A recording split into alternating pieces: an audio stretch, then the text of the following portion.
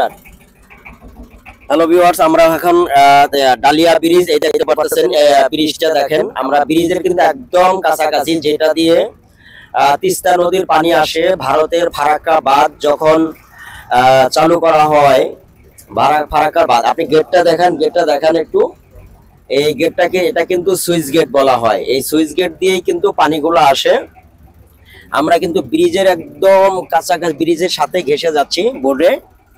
এদিক দিয়ে আমাদের এই ভারতের যে পানিটা ছাড়া হয়, পানিটা কিন্তু এই ব্রিজ দিয়ে বের হয়েই আমাদের বাংলাদেশে যত দুর্ঘটনা ঘটে সব কিন্তু এই ব্রিজ দিয়ে এই পানিটাই আসে। এটাকে বলা হয় ডালিয়া ব্রিজ। আর ফারাক্কার বাঁধ কিন্তু ইন্ডিয়ায় ফারাক্কার বাঁধের পানিটা এদিক দিয়ে বের হয়ে এই নদী হয়ে এটা কিন্তু তিস্তা হয়ে বের হয়, যার ফলে বাংলাদেশে যতগুলা সমস্যা। আপনারা জানেন ইন্ডিয়া কখন পানি দেয়, বাংলাদেশে যখন পানি লাগবে না তখন ইন্ডিয়া কিন্তু পানি ছেড়ে দেয়, আবার যখন পানি লাগবে তখন কিন্তু ইন্ডিয়া পানি দেয় না। এই বিষয়টাই কিন্তু আমাদের এখানে ঘটে। আমরা অনেক সময় দেখেন যে এই পানির কবলে পড়ি, তখন কিন্তু এই জিনিসগুলো দিয়েই পড়ি। আমরা এই ব্রিজের কিনার দিয়ে যাচ্ছি বোর্ড নিয়ে।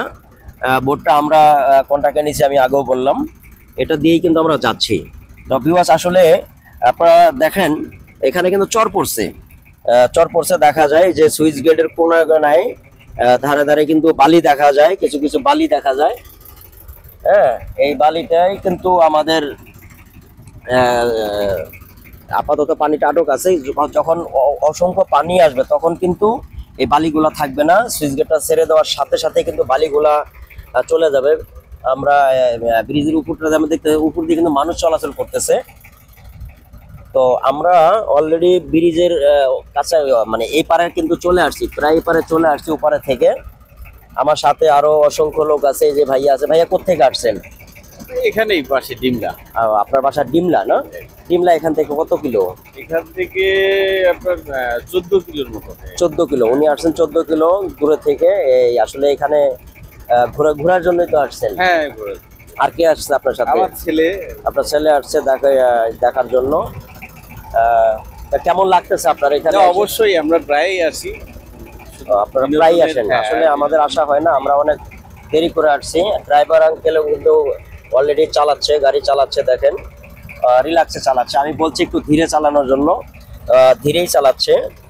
আমরা কিন্তু নদীর ওই পারে থেকে এপারে চলে আসছি অলরেডি।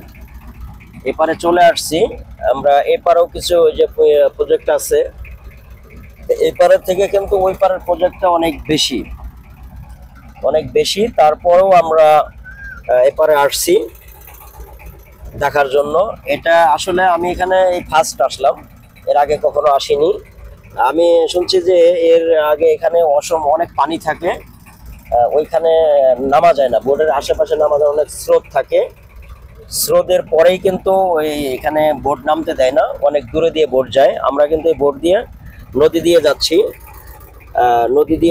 যে নদীর পানিগুলা কিন্তু একদম পরিষ্কার। দেখেন আসলে নিচে অনেক বালি, পানি কিন্তু একদম পরিষ্কার পানি। বিধায় কিন্তু আমরা এখানে গোসল করব। এখান থেকে ব্যাক করার পর ওপারে যে আমরা একটু গোসল করব, আপনাদেরকে অবশ্যই দেখাবো যে পানিতে নেমে গোসল করা যায়।